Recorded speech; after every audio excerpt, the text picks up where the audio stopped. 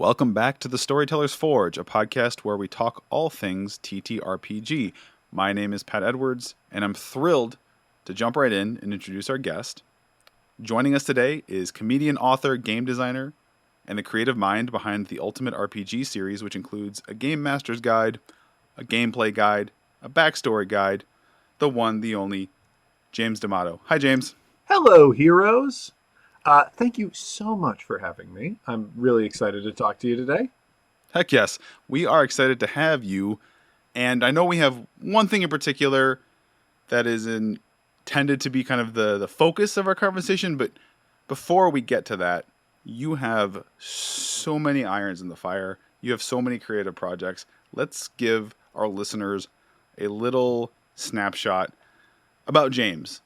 What you're about, some of the things you've worked on. I know you've got podcasts, actual plays, books.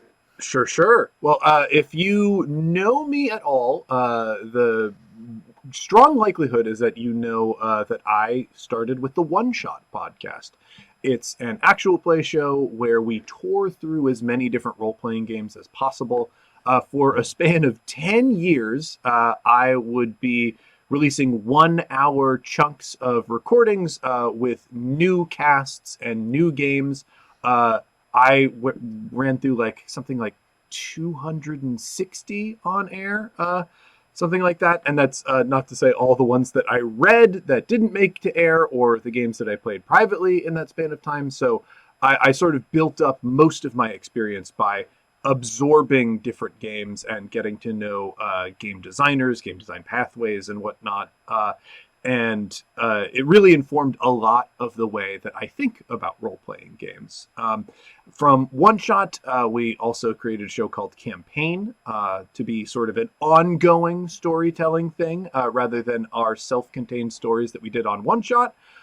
We started with a Star Wars show and then transitioned into something called Skyjacks, which is an original setting. It is a folktale punk world following a team of sky pirates, and the universe was inspired by the music of the Decemberists. So, unlike Star Wars, it's an extremely specific pitch, but if it is for you, you're probably already loving it. That is about 270 episodes deep right now. We are coming close to the end of it, but it has been a wonderful journey. And so that's my podcasting side. Like you said, I've done a lot of work with Simon & Schuster. I have published at least one project a year with them since I started writing with them, which I think is back in maybe 2017, 2016. I can't remember. It's been a very long road. And I am now working with smaller publishers too. I have a project called Cosmic Century Nights that is on its way from Possible Worlds Games, which is a lovely indie publisher that had mostly been publishing the man at the helm, Tyler Crumrin's work. But he has decided to expand into publishing other people's work, and I am lucky enough to be part of a slate of incredibly talented designers who are going to be the first external projects that Tyler is producing, and I could not be more excited about it. That is wonderful. I mean, and when you were talking about your podcasting, you said so many key words that make Pat's brain light up. I'm a huge Star Wars fan. Our listeners know I've mentioned it before. Obviously, I have Aurebesh tattooed on my body in multiple locations, and then also Sky Pirates. Yes, please. If you like Star Wars Campaign is perhaps one of the funniest things you will ever listen to. I will absolutely die on that. I'm going to go back and listen to it. I mean, behind my head, this is the Mos Eisley. This is an artistic rendering of the Mos Eisley Cantina. Oh yeah, this art piece right behind my head that James gets to see. Listener, you don't get to see. Campaign Star Wars called the premise of the show is that we stole the plans for the Death Star. So we did that before Rogue One came out. We've called a bunch of different shots weirdly in Star Wars. So if you are a mega fan, did you coin You coined the line, somehow Palpatine returned. No, we didn't do that. We didn't do that one. That one's, that's a Star Wars original. James is And like, don't you God dare bless put him that for on that. me. Don't you No, dare. I wish we had. I wish we had. Every dumb schlocky thing that happens in Star Wars happens to be something that I love dearly. And that show is a celebration of those things. So if you're listening and you're a Star Wars fan, there are about 105 episodes of that, but I think it's closer to 150 because we also had an Evil Party campaign running simultaneously alongside it. And it is some of the funniest stuff that I think has ever hit the internet, especially relating to Star Wars. But there's also a deep and abiding love for Star Wars baked into it.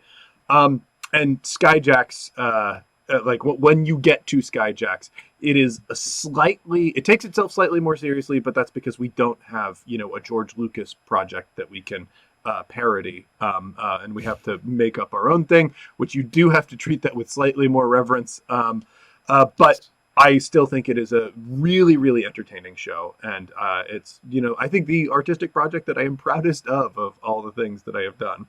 Oh, wonderful. I am a voracious consumer of actual plays as someone who is also does them, puts them on, Sure. do charity. You gotta be interested. It's like game film for me. I'm also like a former athlete. It's like watching game film. It's just studying and just I enjoy them for the entertainment value, but also I'm always gotten like, I really like how the DM handled that tricky situation or that unexpected thing the player did. This is genuinely one of my strong pieces of advice for people who are looking to sharpen their skills.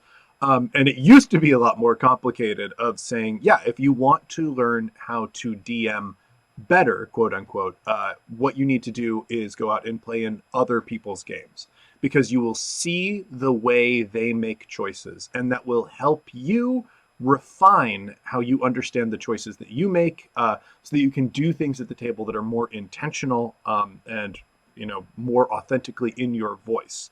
Now, it used to be very hard to just go out and play in other people's games. However, thanks to actual play, you can actually sit as a fly on a wall. While you can't experience that game master running the game for you, what you can do is see how they are doing things, both from the player side and the DM side. I think there is a wealth of information in actual play, and to boot, it's really entertaining, and it's something that you can study while you're doing the dishes. It's a great way to make RPGs a part of everything that you're doing. And I'm also someone who appreciates one-shots and runs a lot of one-shots, because as with Storytellers Forge, with our own products that we launch, I kind of become the face of promotional work we do on other people's Twitch channels or in their podcast feeds, coming on and doing guest little tastes of the new book, the new thing we're putting out. And I enjoy them. I do know people that do not like one-shots, either DMing them or playing in them or consuming them. They like them in longer form. I like both. I just think there's nuance, right? Crafting a good one-shot is an art form in and of itself, something that is entertaining and engaging but self-contained, and managing the time, because a lot of times you have a very finite window of time you have to fit this in and get to the ending point. Yeah, I think it is very much like writing a short story, in terms of creativity, where everything that you're doing has to be a lot more focused and refined. The stronger the premise you start a one shot with, the easier it's going to be to play out. It's even if people don't like running them, or don't like the sort of narratives that come with them, I'd say as a method of refining your skills, learning to do one shots, to sit down to conceive of a story and get through it in a single sitting. Especially if your single sitting is I know I'm only going to be doing this for 3 hours, 4 hours, what have you. Refining that skill is going to make you better at campaigns, because each session you're going to become better at, this is the focused point of this session. So everything the players are doing feels more engaged, more interesting, and has more energy to it. Yeah. And that's a good point too. To introduce actually my co-host Case. Case has been sitting in the corner, his face shadowed, but his glasses shine with like a demon's light, and he just adjusted them and stepped forward to reveal his true power. Yes. The true power, which is a day job, getting caught or getting caught up in stuff. My God! Yes. So strong. No, but I'm really glad to be here and chatting about the game. Or the world building deck. How do you call it actually? It's complicated. I think what is in there. There are a lot of people in indie design circles that would say, "Yeah, this is a game." Like if you have played something like Spindle Wheel, or did you say Street Magic? A Quiet Place. There are plenty of games that focus on world building and do so through prompts that are, kind of simple and straightforward, like you would get in the world building deck, that you could say this is its own entire experience.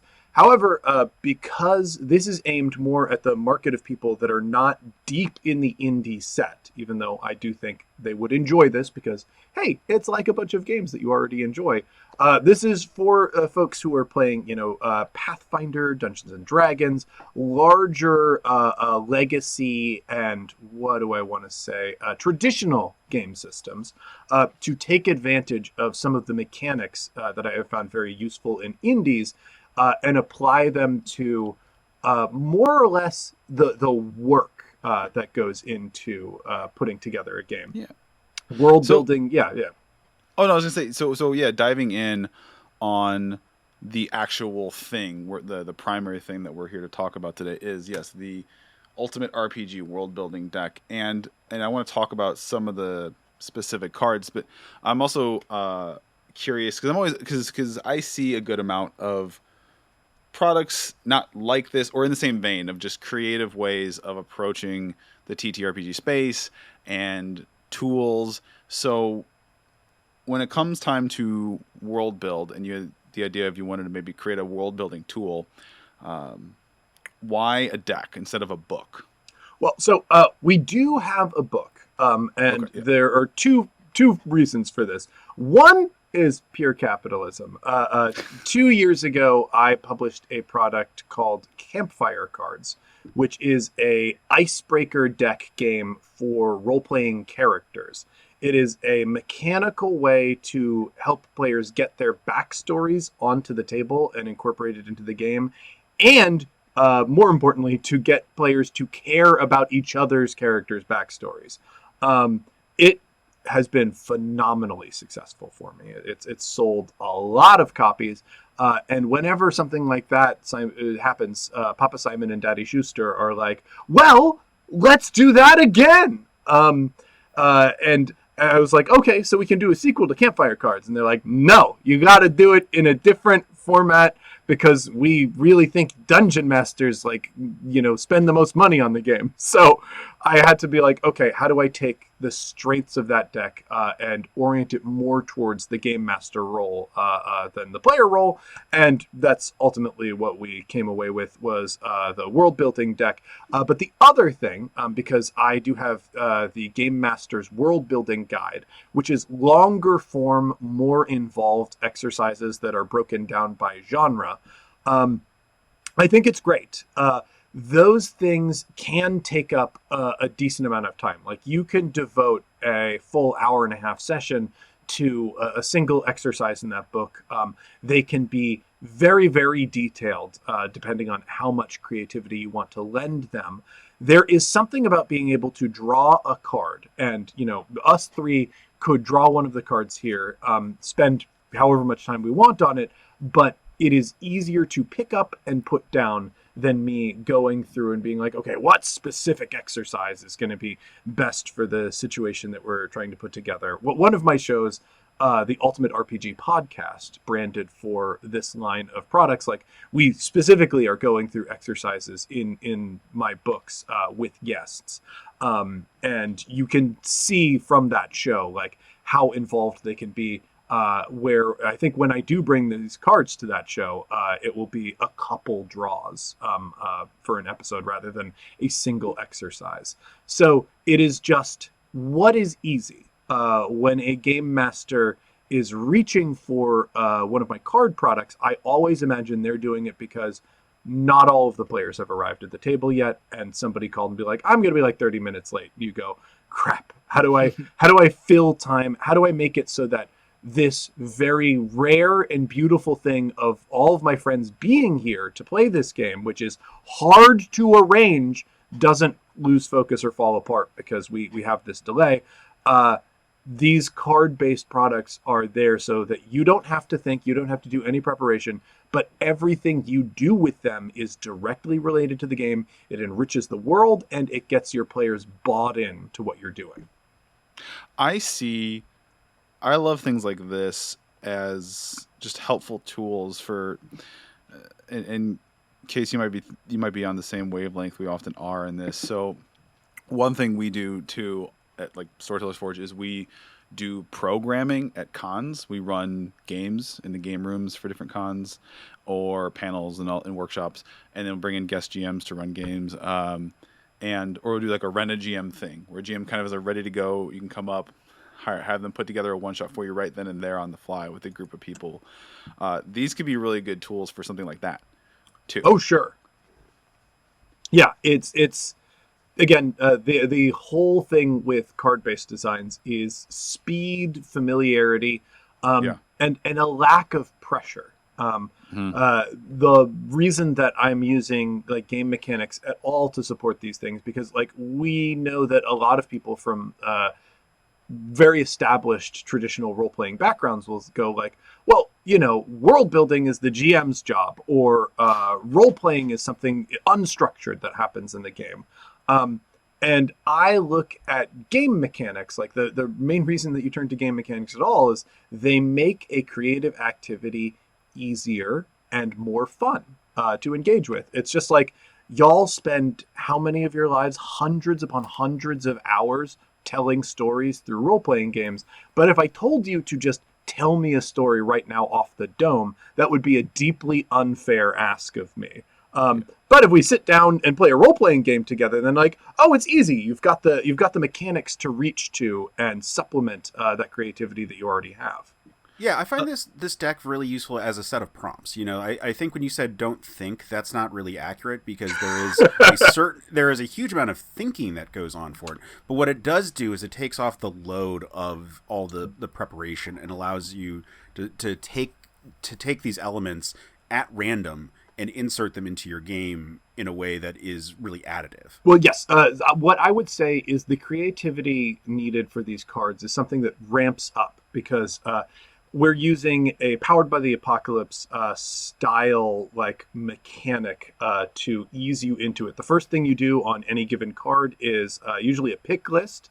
So you've just got some very broad choices that you need to make. And, between like 5 or so choices, you ramp into, oh, this is kind of like a very rich and complex base.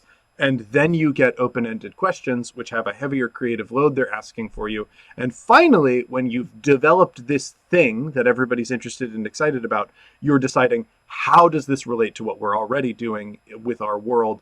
Where does this fit in? And you're right, that is a very deep creative exercise, but it doesn't start there. It starts with small choices that lead to excitement, and that excitement is going to give you the fuel that you need to do all of the heavy creative lifting. Yeah, it's a lot of runway to speed up the thinking process. Yeah. This could be from world building for an RPG or writing. I think it's from a writer perspective.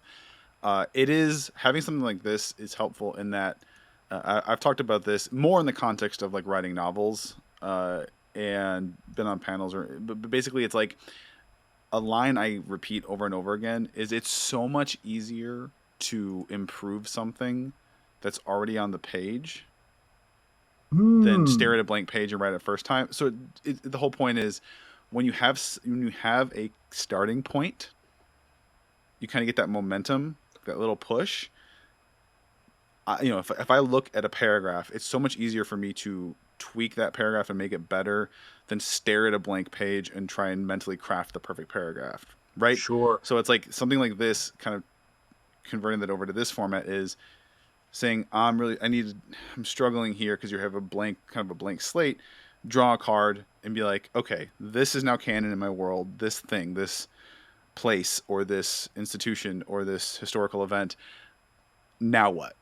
Yeah, Go from there. I think that statement like perfectly digs into the mechanical expression of the idea behind this. Is they are singular foundational pieces that make it easier. This isn't a product that like you're not leaving with a world that's like Patrick Rothfuss's or like George R. R. Martin's, where every little pebble of sand is laid out in detail or something. What it's doing is providing a few foundational elements. Each card is divided into, I think, 5 different categories. I cannot remember what they ultimately allowed me to get away with. Yes, there are 75 cards, 5 categories. 5 categories. People, places, history, rumors, institutions. Yeah, and each card within those categories is a single thing. So, like, if we're going with history, it is a single piece of history that could exist in the world that you're developing, because having that foundational element, something that you understand, and because it's ideas that came to you and you spoke aloud, presumably you're interested in those ideas, that provides you with that, beginning idea. And everything that you connect to it or bring in around it suddenly becomes more vibrant because it's touching that thing that you very recently created. Yeah.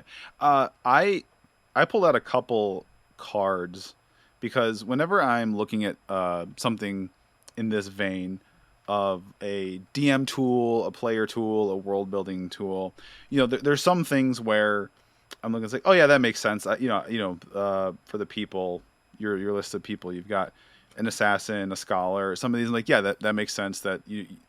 But then I'll always come across some that I'm like, oh, I don't know if I would have thought of that. That's really interesting. I pulled out one for each of them, each of the categories that kind of leapt out to me. It's like, oh yeah, that would absolutely be a thing, but I don't know that a lot of people would necessarily think of that right away. I'm curious to hear what spoke. We'll go fun first because it's just funny. It was like, and the one that jumped out at me was a sad sack. Yes, yeah, I love it. Honestly, the reason that I put that in there, my good buddy Brennan Lee Mulligan is really good at playing a sad sack, and y'all know how your party. Yeah, exactly. Y'all know how your party like really gravitates towards like adopting an NPC.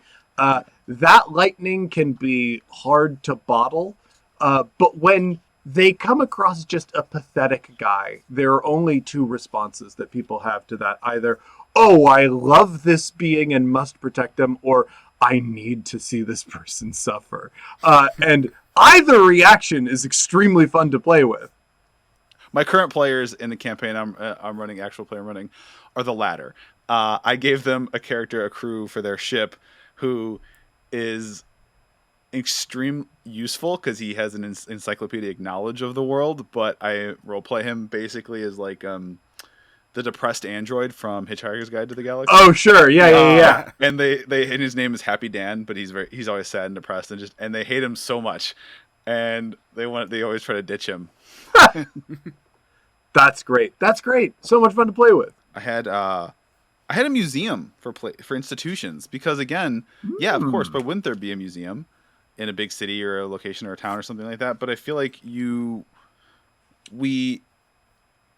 it's not directly tied to the adventure or the plot, like the castle or the dungeon or the thieves guild, you have these things that are very the tavern, these like pillars, but it's like a museum in a major city. There probably would be one, and there is so much adventure fodder that can come from a museum. And one of the reasons that museum is in there specifically is it, just by existing, implies that your world has more interesting information to discover about it. Whether this is a historical museum or it's a museum of like science, it is trying to communicate something to the people of that world by existing. And so when you build it, you go, oh yeah, I guess there probably would be a museum of wizardry, like talking about like, well, what wizards shaped the culture that this museum happens to be sitting in? Or are we trying to explain how and why magic works and how and why we regulate it the way we do, so on and so forth? Like, just having that idea, taking it to, creative people like you two or creative people like the people listening, like just thinking about what a museum looks like in your world and why it would be built, who's funding it, that sort of thing, will raise so many questions, and all of those questions are going to give you really interesting information about your world simply by being asked. Yeah, I just drew a couple of cards just for fun, and one of the institutions I drew was a band of warriors, which is always a prompt for me to do my favorite thing, which is to load up or to have the party that I am DMing encounter another party of adventurers that I created just for the sake of having them deal with that, and that gives me the opportunity to world build by way of creating the backstories for these characters and setting up like, well, what are the infrastructure that could allow for whatever paladin or whatever cleric that they encounter or whatnot. The rival party thing is always a delight to me. I also like, especially when you're doing something like, oh, somebody's late to session, let's bust one of these out. Like putting together the band of warriors, getting people like excited, making these people like really cool, really tough. And it's like, great, you're fighting them today. Yeah. Going back to, I was thinking about, I might have to steal the museum one and use it in a thing. Because I was thinking, that's the point. That's why we made it. I just had this flash of an idea of like, because I think the first thought for a lot of people is like, oh, it's a museum, it's this scholarly thing. It could be there's artifacts. Maybe the bad guys try to steal it. I'm like, what if the museum actually is the bad guys? Oh, sure. Oh, the British. Yeah, the British Museum. Yeah. If you happen to be in London, I need you to start thinking that right now. Yeah. Very hard. Which there's it's one of the two young blonde British comedians that's really popular right now, James Acaster. Daniel has the whole bit of like, we know they stole it because they have a plaque that talks about when they stole it, where they stole it from, and who they stole it from. Like, that's a super fun way, especially if you do plan on doing the twist of like, oh yeah, your world, like the place that you're from is the bad guys, and you're going to have to rebel against that. Like, life imitating art in that way. It's an idea so cartoonish that like, how could this possibly be real? And yet it is, which makes it so much fun to parody in a game. In fact, you probably have to tone it down for your games. Yeah, to be more realistic. The real version is so cartoonishly evil that I think you would be putting people off with the content warning. Like if you actually, as far as what went into acquiring some of these, stealing these items. Well, you could put some musical numbers in it and call it RRR. Ooh. There you go. I mean, if I could make a game that exciting, oh boy. I liked an accord for a history. Yes. An accord. Because I think, again, if you think history, people will think of conflict. People will think of big incidents, coups, wars, upheavals. But an accord, like a peace treaty or some kind, it doesn't have to be a peace treaty, some kind of treaty. And then also you have, breaking down that card, it's not just what the accord is. And then you have a secondary piece of it where it's how it's viewed today. How this thing from is it celebrated or criticized or ignored completely? Yeah. I mean, when you look at things that exist within our world, rarely are they clean. Rarely are people like completely happy with them. I can think of at least 3 different agreements that fill those different categories. You've got like NAFTA, which came out under the Clinton administration and not viewed favorably by a lot of labor groups today, but kind of a nothing otherwise. Or you've got like the really important agreements like the Geneva Conventions, which, wow, it sure seems like they're constantly broken all the time and almost nobody suffers any consequences for breaking them. Those sorts of things can and should exist within your world, because it's never so simple as like one side winning historically. Even when people win, they're usually striking some sort of deal, because to fully win any conflict is to do something nightmarishly monstrous, to the point where people probably wouldn't find out about it. Absolutely. Case, any other ones you wanted to... No, I just sort of wanted to talk about the system of using this as a random drawing system. I really like it, and I've been thinking a lot about this sort of tension that specifically Dungeons and Dragons has been dealing with ever since it was acquired by Wizards of the Coast, which has been a desire to make Dungeons and Dragons a card game, because that is specifically a more financially lucrative type of system, and that's also that Wizards knows. And if you look at 4th edition D&D, there is definitely sort of a leaning towards making it kind of a card game, and I don't think that this is a bad element of this. I think that this is an additive way of having those random elements that are prompts for storytelling and developing characters and so forth. These are all really good kind of additions to it. Look at Darrington Press's new system, card-based fantasy adventure. I'm trying to remember the name of it, because it's a huge game and it's going to change everything. God damn it. Daggerheart? Daggerheart. Yeah. Yes. Yeah. We'll just look at Daggerheart. Obviously, it's a good idea. D&D, like, I love that statement of WotC wanting to turn D&D into a card game. I think it's really, really interesting, because I think at its core, WotC has had a real tension around it. The first thing they did to D&D, arguably, because 3rd edition introduced it, is they tried to make it as realistic and detailed as possible.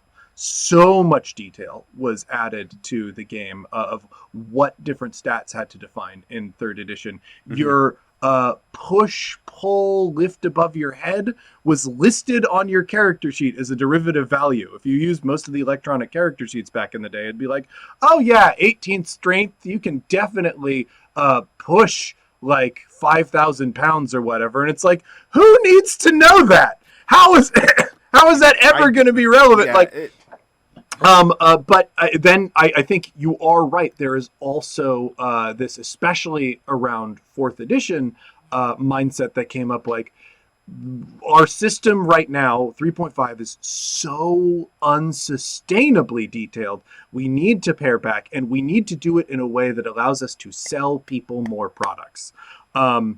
Which is kind of why it's so disappointing to me that our current 5.5 landscape has changed the game essentially none. 5th edition 2024, that just rolls off the tongue. It's 5.5. Give 5. it up. Give it up. It was 2024 while it was 2024, and once it became 2025, it is just awkward to say. Yeah, that's true. Actually, well, I mean, we still call it COVID-19 in a lot of cases, so who knows? Are we just going to make a pact here today that we're all going to commit to in our respective circles, and we're just calling it 5.5? I'm already doing it. I have no problem bullying. We're going to fetch 5.5. I mean, I alternate a bit because I do the videos on the update, and sure. And to be clear, I will say in the 2024 update to the 5th edition rule set, I would say that a lot, but that's a mouthful. That is the mouthful. My mouth is my life isn't long enough to say that. I think we need to adjudicate this though, because I literally later today am submitting programming for an upcoming con that we're running games at, and I have in the description for some of the games we're running is the system under the system category 5e and then parentheses 2024. If we're going to push this, if I'm going to go all in on this, I need to know if I'm doing this. I have to go back to that doc and change that to 5.5. I would hope that there is some WotC marketing exec listening out there knowing we cannot continue to have a system that requires a full sentence to explain what it is. Yeah. We just need a name for it. But I would know if I was talking to such a person. They've already been hired by Darrington Press because they do not work at WotC anymore. Yeah. Thanks, Hasbro. Well, look, the reason I brought up the card thing is because it is an interesting tension between dice versus cards. I think that is an element that D&D has struggled with, and I think 5th edition sided more going back to dice, and you could do a similar kind of system to this where you're rolling on a table. But I like that this is an area where it makes more sense to be cards. You draw cards, you can shuffle and deal based on what type of circumstances you're looking for, and thus you can have, like I said, these are prompts that can kind of come up organically in a way that. Case, it's such a fascinating idea that you raised there, because I feel the tension between traditional style roleplay and some of the indie systems that I've become more familiar with and I incorporated a lot into my work, is not so much a tension of dice versus cards, because like we see so many card-based systems in the indie space. I'm not saying that they are at odds with each other. Just the design node behind them. Like, I feel like the tension comes down to telling versus asking. The way D&D narrows creativity most of the time is it tells you what something is, what it does. If you open up the spell book and you look at Fireball, it tells you exactly what it is, exactly what it looks like, exactly how long it takes to cast, what material components are involved in casting, all sorts of things. And that can inspire a great deal of creativity.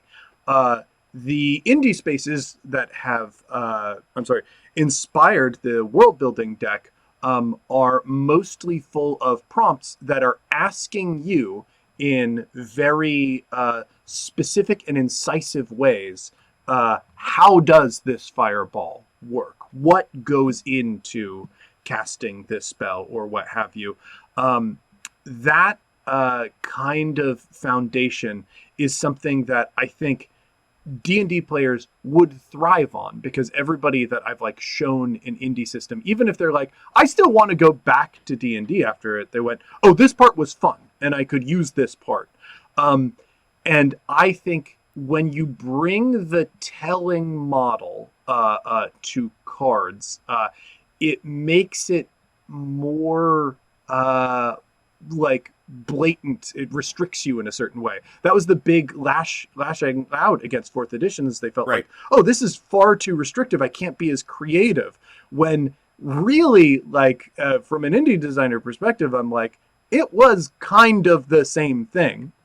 Maybe it felt more restrictive because it wasn't the bloated, teetering monster that 3.5 was. But hey, 4th edition kind of ended there. Even having the shortest tenure of any of the editions, it was also a bloated, teetering monster. Edition. Yeah, the printing run during 4th edition is truly monumental. I miss those days so much. The 3.5 and 4th edition printing schedule for books was incredible. Now we get 3 measly books a year, and they've maybe got a handful of mechanics in them. Yeah, very little crunch.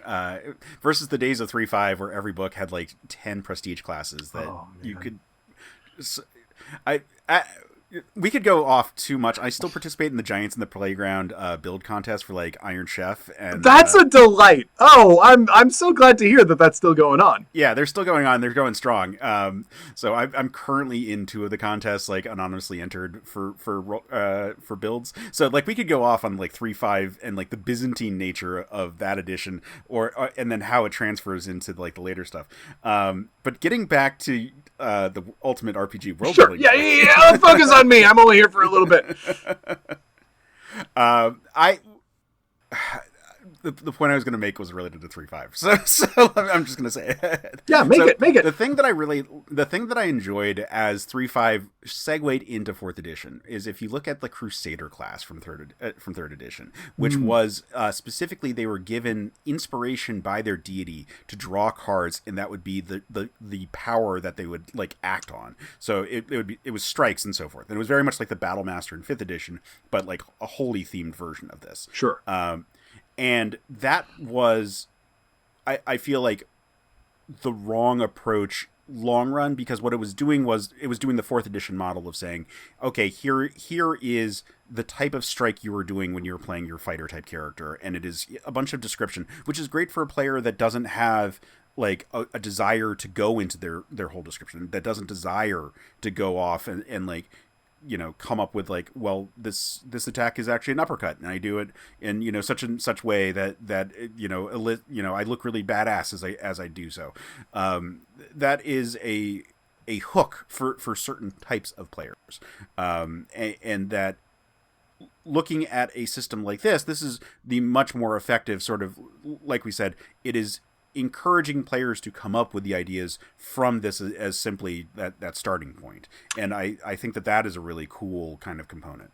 Yeah, I actually think that analysis has stumbled onto like another interesting tension of design when you compare this to the world building guide book, where this is I would argue more confined in that you are drawing specific concepts rather than like broad categories of concept to develop, and that is.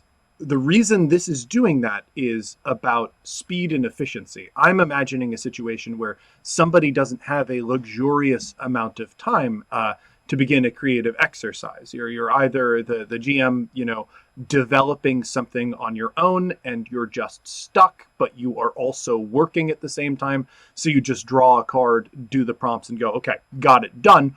Or you are breaking it out to the table during these moments where the game should be happening but is not happening, or perhaps your session zero, whatever. I'm not the boss of you.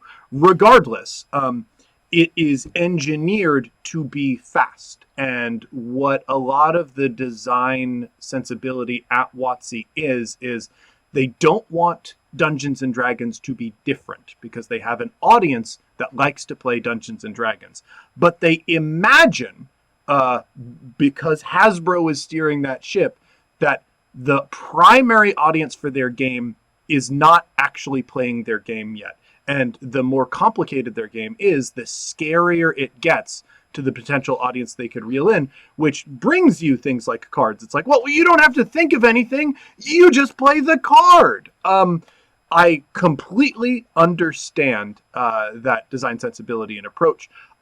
It's why I think it's so interesting to compare something like 4th edition to Daggerheart, which has those cards, does have like that simple onboarding process, but also has this very open creative process sitting behind it.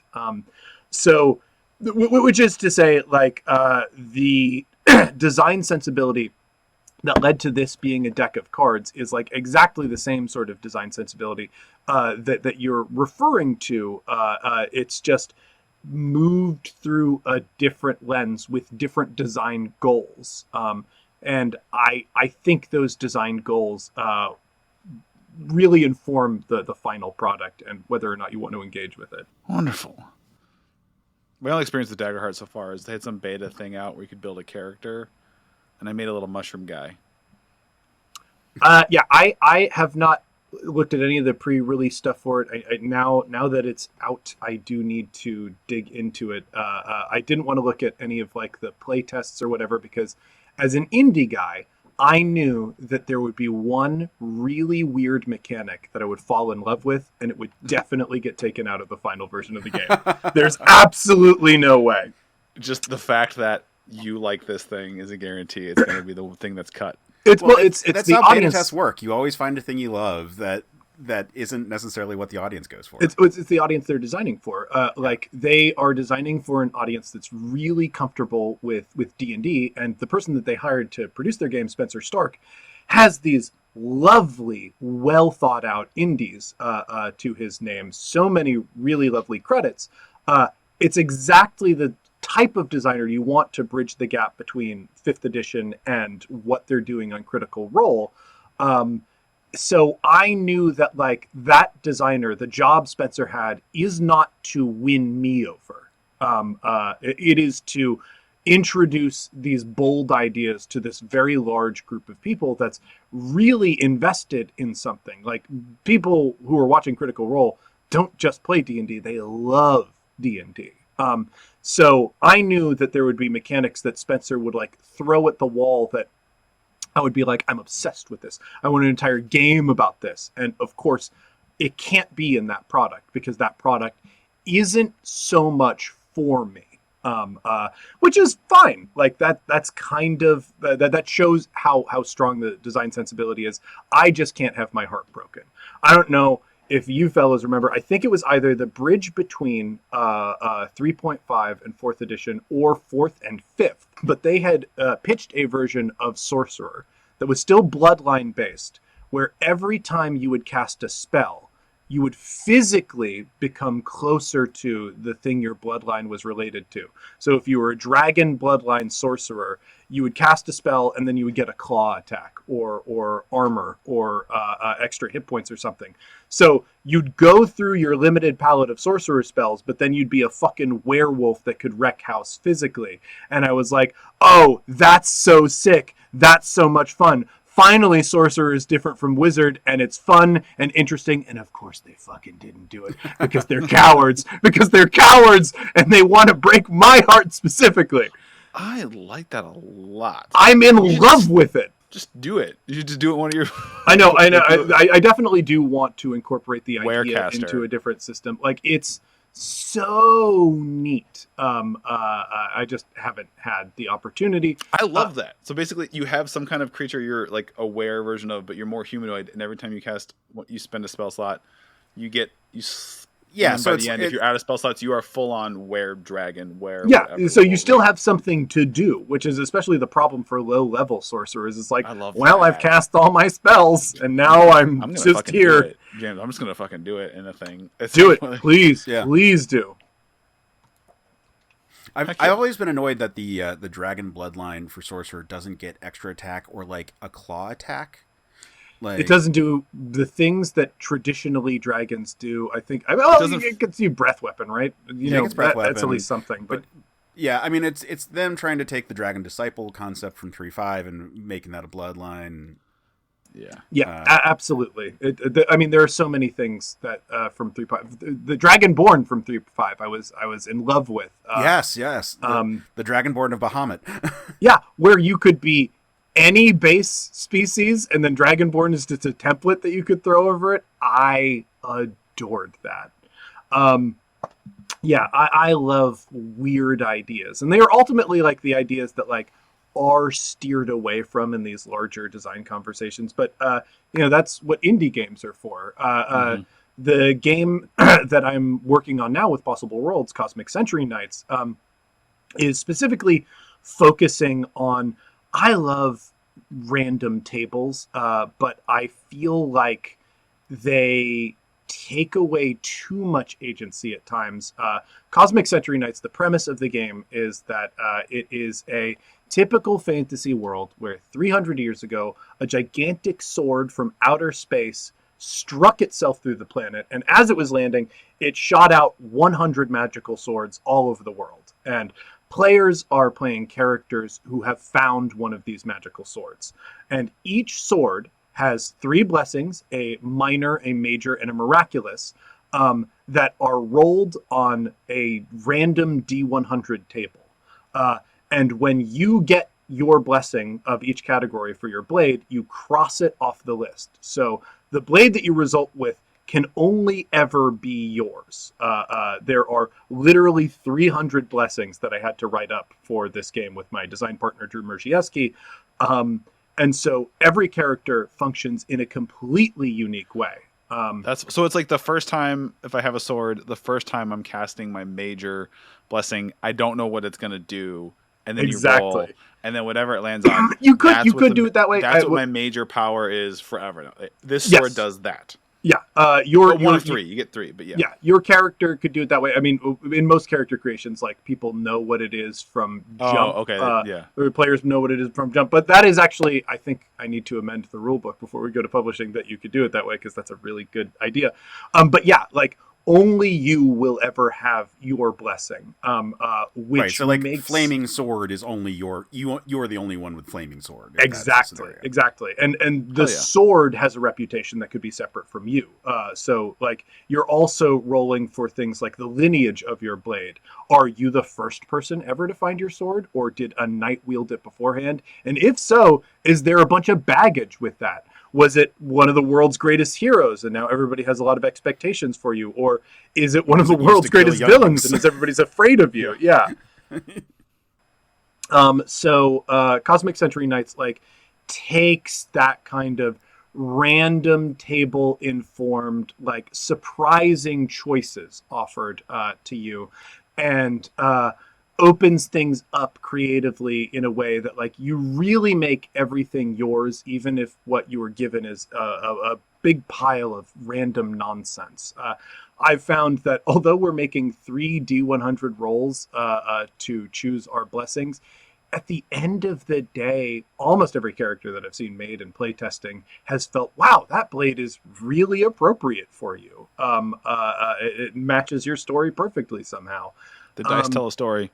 Yeah, exactly. Yeah, well, 100% believe you tell a story. The dice happen to be there. Like that's the cool part of it. Is I think it is random information otherwise, but because you're assembling it piece by piece, that resulting character is so cool. And honestly, that is the pitch for Cosmic Century Knights, but it's my least favorite, or it's I think the least interesting thing about the system, because we have an antagonist system in this where there are 3 different like major antagonist categories, and as part of play, the players and GM collaborate together to define what that antagonist means. So we've got the Star Conquerors, the Blight Labyrinth, and the Fell Knights. So, on basic level, Star Conquerors, well, they're invaders from outer space that may or may not be related to the Cosmic Blade. And you've got a parasitic extra-dimensional entity known as the Blight Labyrinth, which like kind of feeds on our world, but feels more or less like a dungeon. And you've got the Fell Knights, which are just people with these Century Blades, but bad. And then you go through an entire detailed world building exercise for each of them that makes every group's version of what the Star Conquerors are, what the Blight Labyrinth is, what the Fell Knights are, to be totally different and really, really wild, and often very engineered to be a great foil to your characters. I think we're going to just go ahead and have to say you got to come back at some point. Yeah, when it's time to talk that sounds really have cool. an episode specifically about this. I would absolutely love to, especially because your audience being primarily a D&D audience. I think this game is a fun diversion for that, and also I designed it to be familiar enough. Yes. Heck yeah. So we're going to put a pin in that, and that is something whenever it's more advantageous for you, James, you got my email, reach out. We'll get you back on to talk about Cosmic Century Knights, because that sounds rad as heck. For now, is there anything else you want to tell our listeners, like real, current stuff? Where can they find the Ultimate RPG Worldbuilding Deck? Where can they find you? Where do you want to send people? Sure, absolutely. Hey, if you like the sound of my publishing projects, you can find them wherever books are sold. That is major brick and mortar retailers, your friendly local game store, online retailers as well. I always recommend you call ahead to your friendly local game store and get it through them, because that's doing some good. But if you are in a desperate situation, it's there on shelves at Barnes & Noble or Amazon. If you want to find me and talk to me more about role-playing games, you can head over to Blue Sky. That's where I spend most of my time these days. I'm One Shot RPG on Blue Sky. Finally, if you want to find my podcasts, listen to some actual play. One Shot, I am no longer the current host of One Shot. I have passed that role on to the very capable Dylan Appelian, also known as Super Dylan. He's doing a wonderful job with that show. But I also have over 500 episodes that I was the GM for. And it's a great way to learn about new systems. Please check out the campaign podcast, whether it is our venerable Star Wars campaign or campaign Skyjacks, which is our original setting game. You can find that wherever you get your podcasts by searching for campaign Skyjacks. If you are brand new to the show, you can also search for Skyjacks, and we have what is called an onboarding feed, where we've cut out some of the mid-rolls and made it easier to listen to. And once you've caught up on the onboarding feed, you can jump over to the main feed. Love that. And finally, I do have an interview show called the Ultimate RPG Podcast. We do exercises like the ones you find in the World Building Deck with so many really talented and brilliant guests from around the industry. Some of the things that we've made on that show, I cannot stop thinking about because I think they are so brilliant. So it's a great way to check out like a cross section of creative talent from around the industry. I cannot thank you both enough for letting me on your show and letting me have such a very long plug section at the end because I do many things. It's obvious. I mean, it is clear you are incredibly passionate and love what you're doing, and I love seeing that. I was talking to someone the other day about they have a project, and I'm just like, I love making cool shit. I like seeing other people make cool shit. It's just wonderful. James, thank you so much for the time. Look forward to maybe having you on in the future as a repeat guest to talk about that very, very, very cool game that I want to get my hands on just personally off mic. But Case, anything you need to tell our listeners?